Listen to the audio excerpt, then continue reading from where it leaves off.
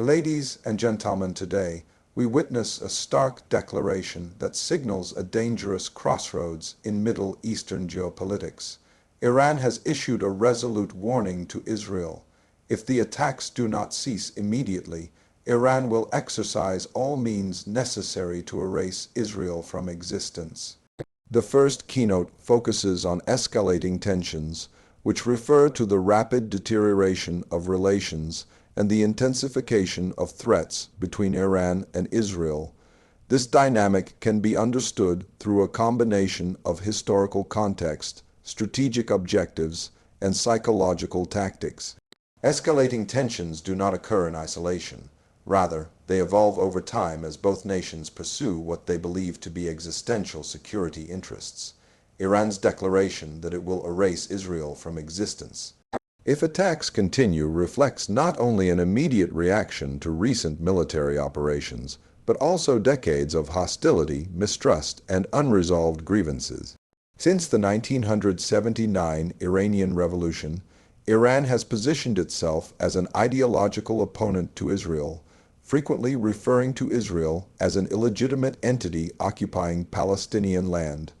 Over the years, this rhetoric has hardened into a core element of Iran's foreign policy identity.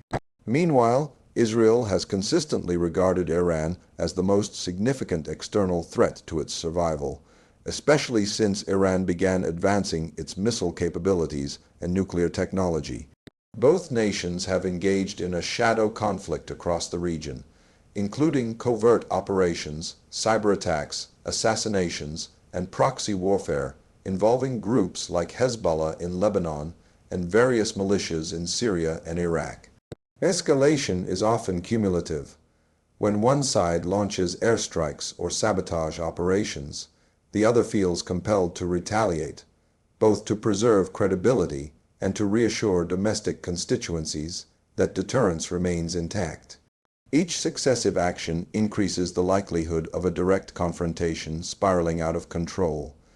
Iran's statement is an example of how escalation can transition from covert operations to open threats of state-on-state war. By proclaiming that it will erase Israel, Iran is signaling that it no longer views the current situation as a limited or containable conflict. Instead, it is framing the confrontation as an existential struggle in which the ultimate stakes are national survival and regional dominance. This pattern of escalation can be understood through several lenses. First, there is the security dilemma, a concept in international relations which describes how measures taken by one state to enhance its security, such as developing missile systems or forming alliances, inevitably provoke countermeasures from rivals, who interpret those moves as preparation for aggression. Israel's airstrikes in Syria and its alleged attacks on Iranian infrastructure are intended to limit Iran's influence and capabilities. Yet in Iran's perspective, these operations prove that Israel aims to weaken and possibly destabilize the Islamic Republic itself. As a result, Iran feels compelled to escalate in order to deter further attacks. Escalation is driven by domestic politics. Iranian leaders have to maintain legitimacy in the eyes of their population and regional allies. Demonstrating strength in the face of Israeli military action reinforces the narrative that Iran is the guardian of regional resistance against perceived Western-backed aggression. Conversely, Israel's government faces constant public pressure to prevent Iran from entrenching itself militarily in neighboring countries. Any sign of weakness or inaction could have severe political costs domestically. Therefore, both governments operate within a political climate where de-escalation can appear to be an admission of vulnerability or defeat. Escalation is intertwined with information warfare and psychological tactics. By issuing such an extreme ultimatum, Iran aims to project confidence and determination, thereby creating uncertainty in Israeli strategic calculations. The language of erasing Israel is intended to inspire fear among Israeli citizens and sow doubt within military and political circles about the wisdom of continuing offensive operations.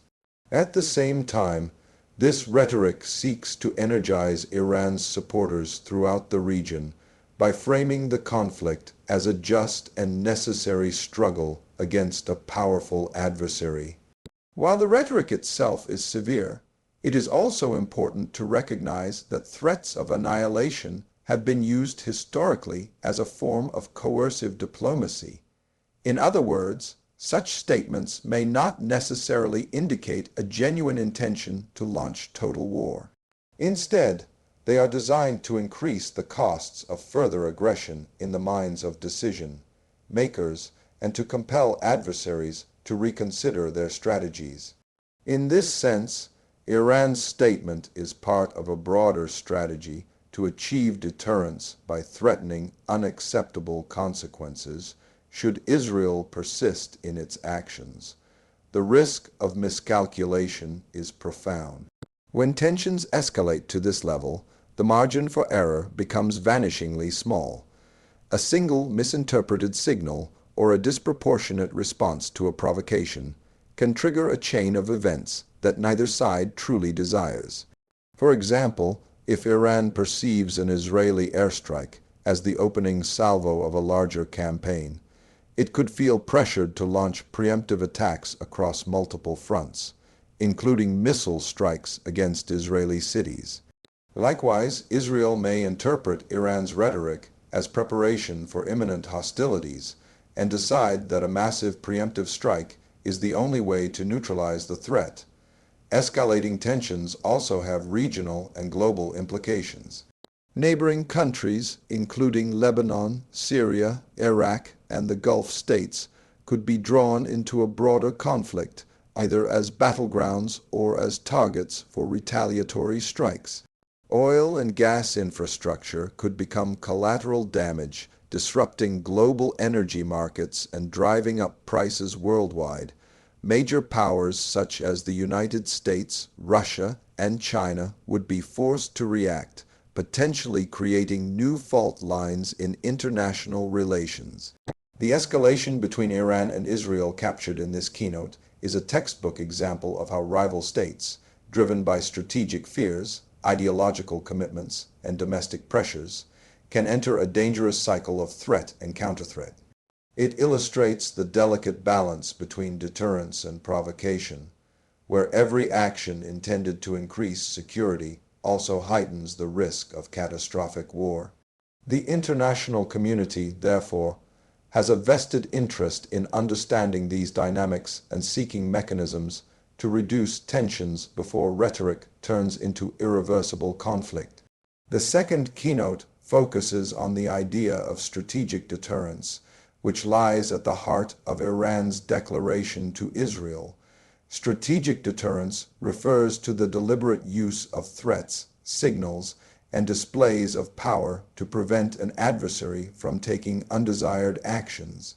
In this case, Iran's leadership has chosen language that is both provocative and categorical. It claims that continued attacks will result in Israel's complete destruction. While this statement may sound extreme, it is part of a calculated strategy aimed at imposing caution on Israel's military and political decision makers. Deterrence relies on three essential elements: capability, credibility, and communication.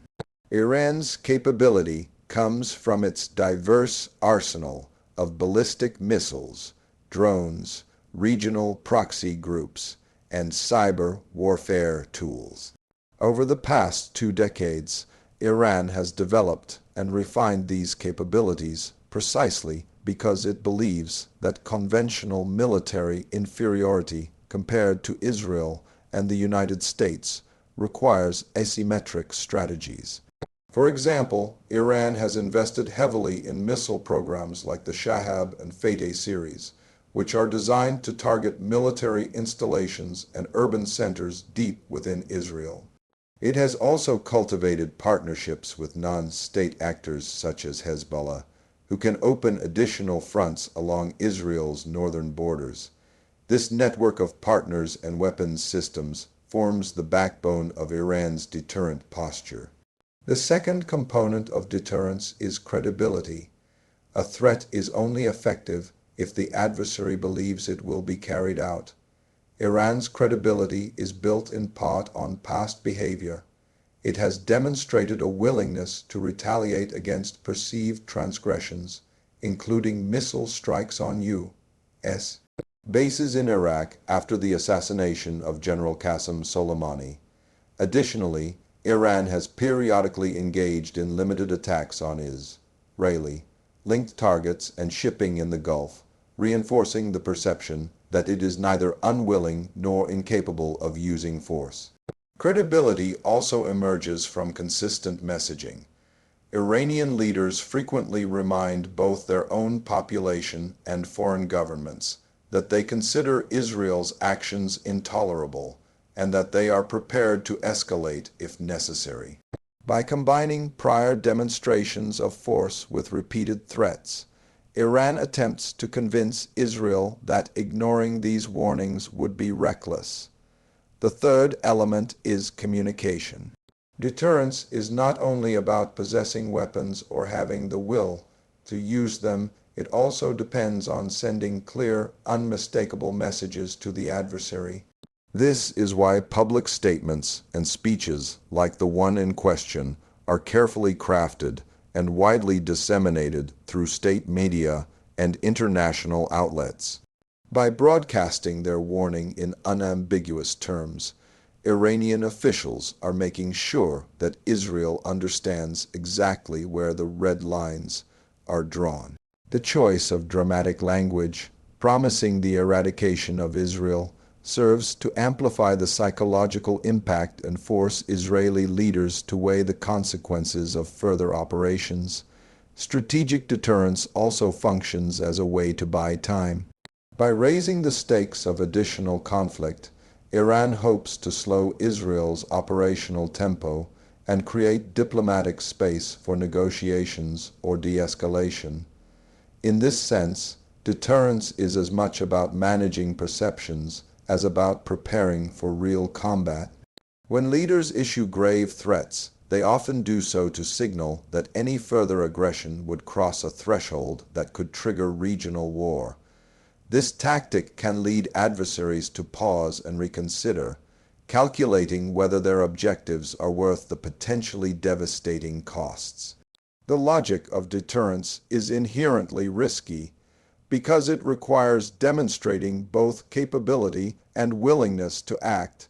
It can produce unintended escalation. When a state repeatedly asserts that it will retaliate in extreme ways, it may create pressure on itself to follow through in order to maintain credibility. If Israel were to dismiss Iran's statements as empty bluster and continue or even intensify attacks, Iran could feel compelled to respond militarily in order to preserve its reputation. Once deterrence has been challenged, leaders often believe they must act decisively to restore the balance of fear. This is why scholars of international security frequently warn that deterrence can be a dangerous gamble, particularly in regions already marked by deep mistrust and rapid cycles of retaliation. Strategic deterrence has a psychological dimension that is deliberately cultivated through images, narratives, and symbolic gestures. When Iranian officials showcase missile launches or hold military parades featuring banners calling for the end of Israel, they are performing a ritual of deterrence aimed at both domestic and foreign audiences. These displays reassure Iranian citizens that their government is strong and prepared while simultaneously reminding Israel that the price of confrontation could be catastrophic. In turn, Israel must weigh whether it can afford to appear intimidated or whether it must demonstrate its own readiness to respond, thereby creating a feedback loop in which each side feels compelled to escalate its rhetoric and preparations. Strategic deterrence is not unique to Iran or Israel. Throughout modern history, powerful states have used deterrence as a way to manage rivalries and prevent war. The Cold War is perhaps the most well-known example, when the United States and the Soviet Union maintained massive nuclear arsenals and relied on threats of mutual destruction to keep each other in check. Though the weapons involved today are conventional and regional rather than global, the underlying logic is the same. By convincing the adversary that any attack will be met with overwhelming retaliation, a state hopes to preserve the status quo and protect its interests. Yet it is also true that deterrence is fragile. Misinterpretation, overconfidence, or domestic pressures can all undermine its effectiveness. Leaders can come to believe that their threats have not been taken seriously or that their adversaries are bluffing. In the current environment, where rapid information flows and social media can amplify every incident, the risk of miscalculation is especially acute. A single airstrike or retaliatory attack could be enough to ignite a much larger conflict if either side feels its credibility is in jeopardy. Iran's statement represents a deliberate effort to create strategic deterrence. By combining explicit threats, demonstrations of military capability, and repeated messaging, Iran seeks to impose caution on Israeli decision makers and prevent further escalation. While this approach can be effective in compelling adversaries to reconsider their plans, it also carries significant risks of miscalculation and unintended war. Strategic deterrence is ultimately a delicate balancing act, requiring clear communication and careful judgment to avoid crossing the line from deterrence into open conflict. The third keynote emphasizes the role of psychological warfare in Iran's declaration and the wider confrontation with Israel. Psychological warfare, sometimes called psychological operations or influence operations, involves the deliberate use of information, threats, images, and narratives to weaken an adversary's morale, sow confusion, and influence decision-making. In this context, Iran's statement about potentially erasing Israel is not simply a literal military threat. It is also a carefully crafted message intended to have a profound psychological impact on multiple audiences at once. Psychological warfare seeks to exploit the fears, doubts, and internal divisions of an opponent. Iran understands that Israel's society is diverse, with a wide range of political perspectives and a constant debate over security policy. By using highly charged and absolute language, Iranian officials aim to deepen anxiety within the Israeli public. The notion that a hostile power possesses missiles capable of striking cities and is willing to use them in a total war scenario is designed to create pressure on Israeli citizens, who may then demand that their leaders pursue de-escalation or more cautious strategies. In other words, psychological warfare attempts to change not only what an adversary does, but also what its population believes is tolerable or wise. This strategy also functions at the leadership level. Israeli political and military leaders are accustomed to balancing multiple threats at once, including rocket fire from Gaza, Hezbollah activity in Lebanon, Iranian entrenchment in Syria, and domestic political competition. Iran's rhetoric forces these leaders to reevaluate the risks of continuing operations against Iranian-linked targets. The more Iran can project an image of resolve and readiness to escalate, the more it hopes to introduce doubt into Israeli calculations. Decision makers who might otherwise be inclined to authorize further strikes may hesitate if they believe the costs could be dramatically higher than before. This is a classic psychological tactic: create uncertainty about the likely consequences of any action and thereby make an adversary more risk-averse. Iran's statements are also aimed outward toward the wider region and the international community. Psychological warfare works by shaping perceptions far beyond the immediate battlefield. In the Arab world, Iran seeks to position itself as the uncompromising champion of resistance to Israeli and Western influence. The language of total defiance and existential struggle resonates with certain regional audiences who see Israel as a historical oppressor. By framing its threats in sweeping, dramatic terms, Iran reinforces a narrative of heroic opposition that can strengthen its alliances with groups like Hezbollah and various militias operating in Syria and Iraq. Iran's messaging targets the broader international audience, including the United States and European powers. Psychological warfare here serves to underline that any escalation involving Israel cannot be neatly contained within one geographic area. Instead, it could trigger retaliation affecting American bases, oil shipping lanes in the Gulf, and global energy supplies. This threat creates diplomatic leverage for Iran by reminding powerful countries that they too have something to lose if the conflict spirals out of control. Psychological pressure, in this sense, is about demonstrating that escalation carries unpredictable and costly consequences for everyone, not just the immediate participants. Psychological warfare is reinforced by visual and symbolic elements. Iranian media frequently broadcast footage of large missile parades, military exercises, and mass rallies featuring anti-Israel slogans. These images are designed to create an impression of overwhelming strength and national unity. Even if the reality is more complex, and Iran faces its own internal economic and political challenges, the performance of power is meant to be convincing. When audiences, especially adversaries, see thousands of troops and missiles on display, it becomes harder to dismiss threats as empty.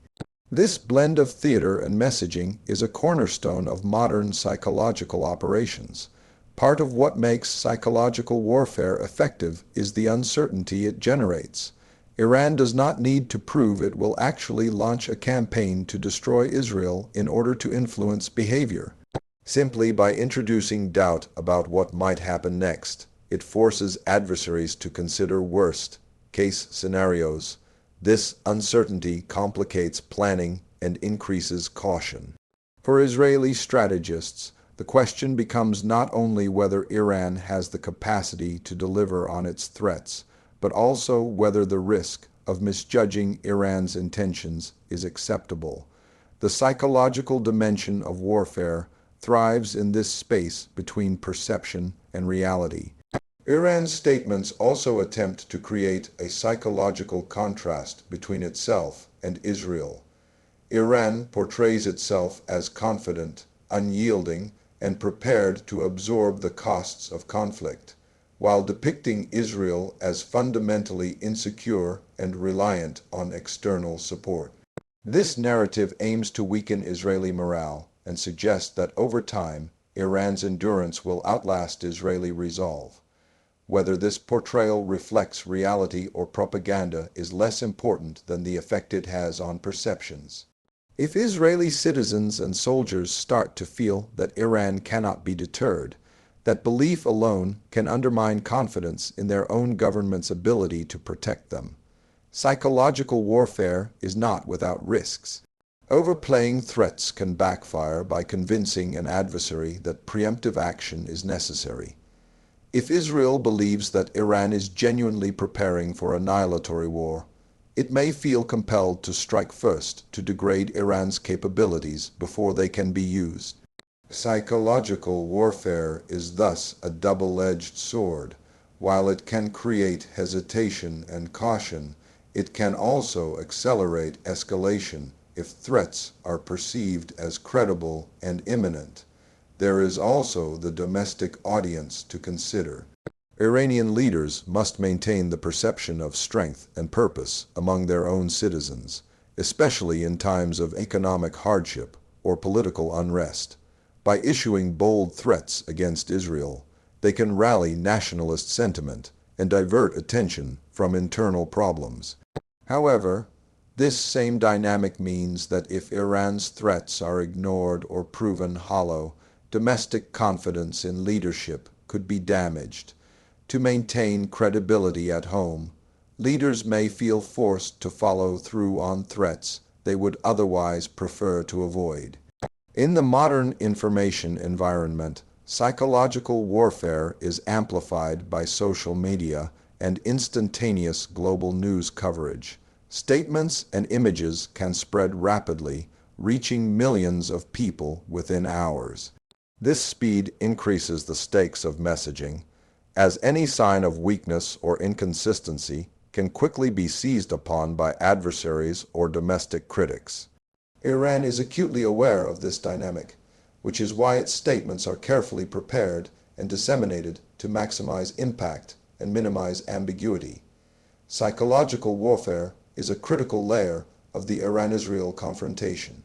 It is a contest of perceptions as much as of weapons. By projecting determination, threatening devastating retaliation, and using vivid language and images, Iran seeks to shape the mental battlefield on which decisions are made. This dimension of conflict underscores that modern warfare is no longer just about tanks and missiles, but also about controlling narratives, influencing minds, and cultivating fear and doubt. The fourth keynote highlights the global implications of Iran's declaration and the broader conflict dynamic with Israel. When a state publicly threatens to obliterate another nation in response to ongoing military operations, the repercussions inevitably extend far beyond their shared borders.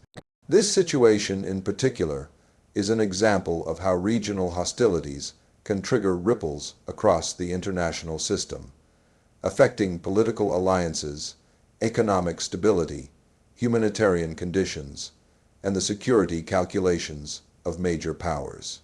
One of the most immediate global implications involves energy markets. Iran is situated along the Persian Gulf and controls access to the Strait of Hormuz, the narrow maritime choke point through which an estimated 20% of the world's traded oil passes. Any escalation between Iran and Israel carries a very real risk that Iran might retaliate against Israeli attacks by threatening or disrupting shipping in the Gulf. Even the perception that the strait could be closed or that oil infrastructure might be targeted typically causes energy prices to spike. This, in turn, affects economies around the world, from fuel costs in Europe to supply chain costs in Asia. Global investors and commodity markets watch every statement and military maneuver in this region, because the consequences can be immediate and far-reaching. Beyond economic disruptions, Iran's threat has implications for the diplomatic landscape. The United States is a critical ally of Israel and has a substantial military presence across the Middle East. The moment Iran issues a declaration that it will escalate to the level of eradicating Israel, Washington faces intense pressure to reaffirm its commitments and show its deterrence posture. This can lead to an increased military buildup in the Gulf, the deployment of naval strike groups, and prepositioning of air assets to reassure Israel and deter Iran. Such moves are intended to stabilize the situation, but they also increase the risk of accidental encounters and unintended escalation between American and Iranian forces. Each new military asset introduced into the region becomes another variable that can misfire in a tense environment. European nations also have stakes in the outcome. Many European governments are already involved in fragile diplomatic efforts to contain Iran's nuclear program, mediate ceasefires in Gaza, and support humanitarian assistance across Syria and Lebanon. When Iran escalates its rhetoric to the point of threatening total war, European diplomats are faced with a shrinking window for dialogue. It becomes more difficult to pursue negotiations over arms control or regional de-escalation when leaders are publicly vowing to destroy each other. This declaration thus erodes the already narrow space for compromise and makes any form of diplomatic settlement harder to achieve. Russia and China, too, watch this situation carefully. Russia has developed ties with Iran over years of cooperating in Syria, while China imports significant quantities of Iranian oil. Both countries have an interest in preventing regional conflicts from disrupting their energy supplies or damaging their strategic investments. At the same time, Moscow and Beijing are aware that U.S. military involvement in the Middle East diverts American focus and resources away from other strategic theaters such as Europe and the Indo-Pacific. Therefore, Iran's threats complicate great power competition by forcing Washington to split attention among multiple crises. Another global implication concerns the proliferation of weapons and technology. When conflicts intensify, they often accelerate the flow of advanced weapons to partners and proxies. Iran has already demonstrated its capacity to supply drones and precision-guided munitions to non-state actors, including Hezbollah and groups operating in Yemen. If the conflict escalates in the way Iran's threat implies, it is highly likely that these groups will be drawn into hostilities. This could lead to a wider regional war in which multiple fronts, Lebanon, Gaza, Syria, and potentially Iraq, ignite simultaneously. In such a scenario, advanced weapon systems would be used across borders, increasing the likelihood of civilian casualties and further destabilizing the region. This, in turn, could spur other nations to accelerate their own military programs in an effort to protect themselves or to hedge against instability. The humanitarian consequences of Iran's declaration are also global in scope. A conflict between Iran and Israel, if it reached the levels of destruction implied in the threats, would produce massive displacement of civilians. Refugee flows would likely surge into Jordan, Lebanon, and Turkey, placing additional strain on international aid organizations. The United Nations and countless NGOs would face enormous challenges trying to coordinate relief in an environment of active combat and widespread destruction. The resulting human suffering would demand urgent international response, diverting resources and attention from other crises in places like Sudan, Ukraine, or Afghanistan. The psychological impact of Iran's threats also resonates internationally.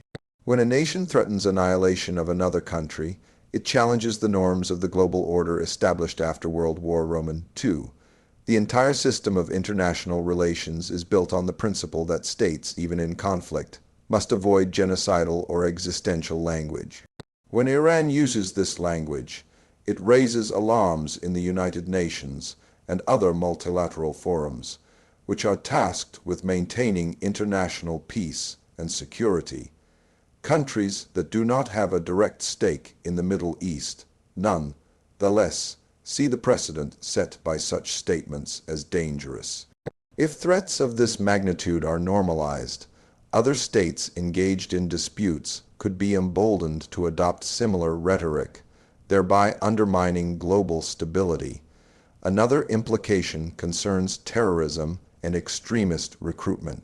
Radical groups often feed on the imagery and language of existential confrontation. When Iran frames its conflict with Israel as a struggle to eradicate an entire nation, it can inspire extremists elsewhere who see this as a model of uncompromising resistance. This, in turn, can produce a new wave of ideological radicalization in regions far removed from the Middle East. Intelligence agencies in Europe, Southeast Asia, and North Africa have long warned that conflict narratives coming out of the Middle East have the potential to inspire lone wolf attacks and organized recruitment networks. Therefore, Iran's declaration is not merely a regional threat, but a potential driver of global security challenges. Iran's warning to Israel does more than escalate a bilateral dispute. It underscores how interconnected the world has become. A single statement can influence oil markets, trigger military deployments, erode diplomatic efforts, inspire extremist ideologies, and strain humanitarian systems. The global implications remind us that conflicts today rarely stay confined to their immediate neighborhoods. They move through financial markets, media ecosystems, alliances, and human networks. Every nation with an economic, security, or humanitarian stake in the Middle East, essentially the entire world, must pay attention to what is said and done in moments of crisis like this. The complexity of these implications demonstrates that preventing escalation is not simply an Israeli or Iranian interest, but a shared international priority. In this moment of heightened tension, Iran's warning that continued attacks will provoke a response intended to erase Israel is far more than a rhetorical flourish. It embodies decades of animosity, strategic competition, and deeply held convictions that have shaped the identities of both nations. This declaration is simultaneously an effort to deter further Israeli military actions, a performance of strength for domestic and regional audiences, and a stark reminder that psychological and information warfare are integral to modern conflict. Yet the risks are profound. Every word and gesture carries the potential to be misinterpreted, escalating a confrontation that neither side fully controls. The global repercussions: disrupted energy markets, mass displacement of civilians, strained alliances, and emboldened extremist movements underscore that this is not merely a local dispute. It is a crisis with the power to destabilize entire regions and test the resolve and capacity of the international community. This conflict illustrates how quickly strategic rivalries can cross the threshold from deterrence into catastrophe. It is a powerful call to policymakers, mediators, and observers worldwide to recognize the stakes, act with urgency to de-escalate, and reaffirm the shared interest in preventing rhetoric from hardening into irreversible war.